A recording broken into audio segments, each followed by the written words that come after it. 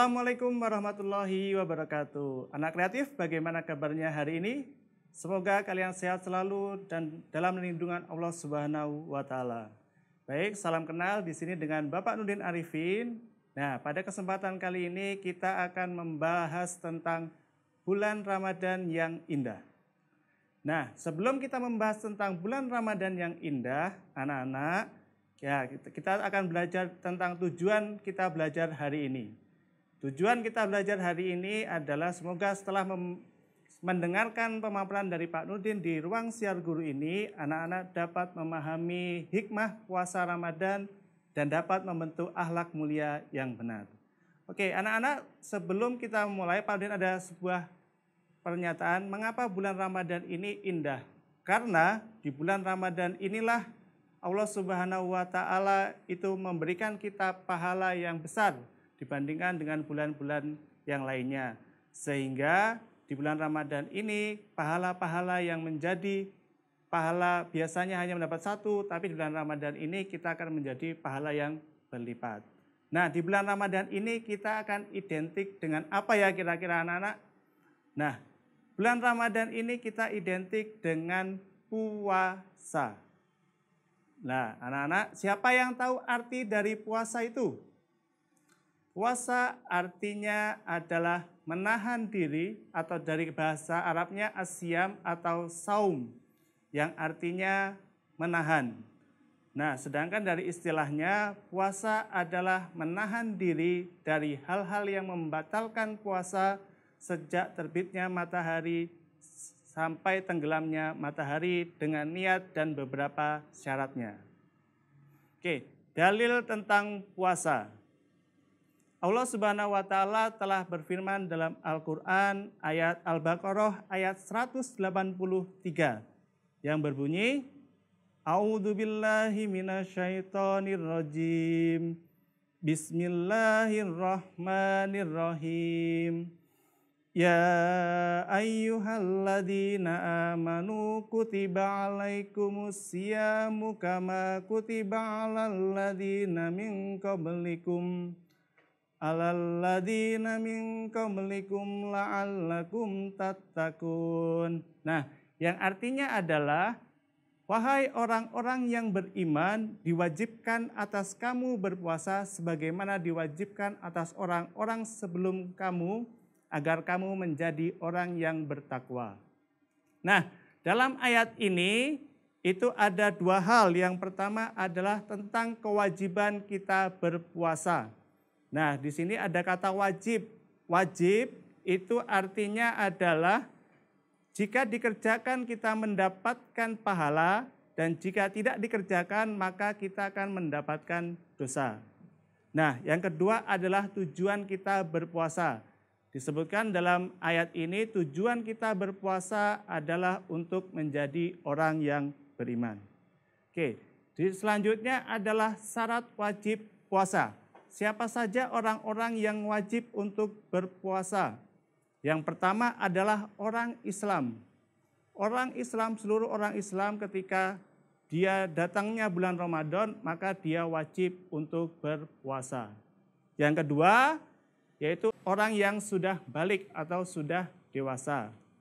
Di sini orang yang balik sudah dewasa, maka ditandai kalau misalnya laki-laki sudah mimpi basah, atau yang wanita itu menstruasi haid. Nah, yang ketiga adalah berakal. Maka orang yang gila itu tidak wajib untuk berpuasa. Yang keempat adalah mampu menunaikan puasa. Mampu menunaikan puasa ini dalam artian ketika ada orang yang sakit dan tiba-tiba dia kalau melaksanakan puasa dia tidak sembuh, maka dia tidak diwajibkan untuk berpuasa.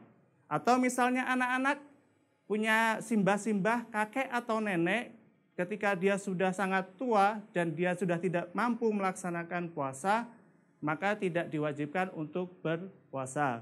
Tetapi menggantinya dengan fidyah atau denda, yaitu membayar kepada orang fakir miskin sebanyak berapa lama dia meninggalkan puasa itu. Kemudian orang yang berpergian, dia juga tidak diwajibkan untuk puasa. Yang syarat kelima adalah suci dari haid atau nifas bagi wanita.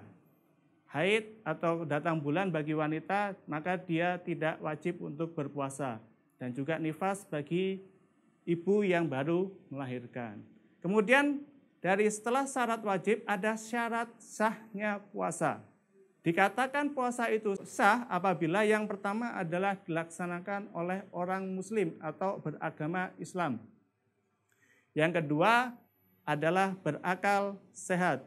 Jadi kalau misalnya ada orang gila yang berpuasa maka dia tidak sah puasanya. Yang ketiga adalah mumayyiz atau tamyiz, yaitu dia bisa membedakan mana yang baik dan mana yang tidak baik. Kemudian yang keempat, suci dari haid dan nifas bagi wanita. Yang terakhir, yang kelima, ada waktu yang diperbolehkan untuk berpuasa. Dan waktu yang diperbolehkan ini maksudnya dia tidak boleh berpuasa ketika 2 hari raya Idul Fitri. Idul Adha itu juga tidak boleh. Kemudian hari Tasyrik, tanggal 11, 12, 13 Zulhijjah, itu juga tidak diperbolehkan berpuasa. Berikutnya adalah rukun puasa. Rukun puasa itu ada 2. Yang pertama adalah niat. Nah, niat di sini seperti anak-anak biasanya sudah pernah dipelajari. Mari kita baca bersama-sama niat puasa, yaitu adalah dari kita bareng-bareng ya membacanya. Bismillahirrahmanirrahim. Nawaitu sauma ghadin an adai fardi syahri ramadana hadhis sanati lillahi ta'ala. Nah, artinya adalah saya niat berpuasa esok hari untuk menunaikan di bulan Ramadan tahun ini karena Allah Ta'ala. Misalnya kalian tidak hafal dengan niat Arabnya, kalian boleh juga dengan di dalam hati niat puasa karena Allah, esok hari karena Allah. Nah, itu dianggap sudah menjadi niat puasa. Yang kedua rukun puasa yaitu adalah menahan diri dari hal-hal yang membatalkan puasa sejak terbitnya fajar sampai tenggelamnya matahari. Gampangnya ketika kalian mulai berpuasa, ketika kalian mendengarkan suara azan subuh, berarti kalian sudah mulai berpuasa sampai nanti ketika kalian mendengarkan azan maghrib kalian berbuka. Selanjutnya adalah hal-hal yang membatalkan puasa. Yang pertama adalah makan minum dengan sengaja. Jelas ya, makan minum dengan sengaja. Bukan karena lupa. Kalau karena lupa, maka puasanya boleh dilanjutkan. Tapi kalau makan minum dengan sengaja, itu puasanya menjadi batal. Yang kedua adalah muntah dengan sengaja. Yang ketiga, datang bulan atau melahirkan bagi perempuan atau wanita. Yang keempat adalah hilang akal atau gila. Ketika kalian berpuasa, terus tiba-tiba hilang akal atau misalnya kalian pingsan, kalian mabuk, itu berarti puasanya menjadi batal. Dan yang kelima adalah murtad. Murtad itu adalah dia keluar dari agama Islam, sehingga puasanya dianggap batal. Berikutnya anak-anak, di sini Pak Udin akan membahas tentang manfaat puasa. Manfaat puasa Ramadan. Yang pertama adalah melatih rasa syukur kita kepada Allah Subhanahu wa taala karena sudah dalam 11 bulan kita melaksanakan, kita bebas makan, minum dan lain sebagainya. Kita diberi nikmat Allah yang begitu banyaknya. Maka 1 bulan inilah kita fokuskan diri untuk beribadah kepada Allah dengan sholatnya ditambah, dengan puasa itu. Ya. Manfaat yang kedua adalah melatih kejujuran.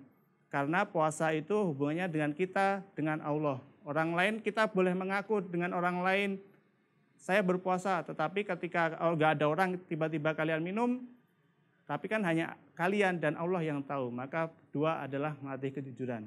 Nah yang ketiga anak-anak adalah menanamkan rasa kasih sayang. Kasih sayang kepada sesama, kita dengan berpuasa maka kita merasakan apa yang dirasakan saudara-saudara kita yang dia belum bisa makan 3 kali sehari, maka kita juga merasakan, oh ternyata begini toh rasanya menjadi orang yang belum bisa makan 3 kali sehari misalnya. Yang berikutnya adalah sehat jasmani dan rohani. Di sini dengan berpuasa maka insya Allah tubuh kita menjadi sehat karena kita makanan juga menjadi terkontrol. Kalau misalnya di bulan-bulan lain, kalian apapun yang ada di kalian langsung makan, tapi di bulan Ramadan, insya Allah kita makannya menjadi disiplin, menjadi terkontrol, dan milih-milih makanan. Yang kelima adalah melatih kesabaran.